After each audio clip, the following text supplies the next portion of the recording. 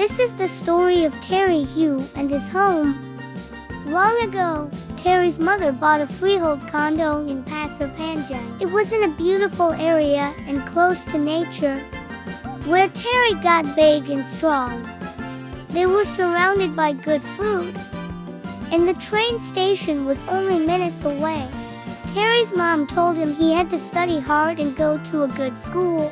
So Terry studied hard and grew up to get a good high-paying job at an MNC nearby.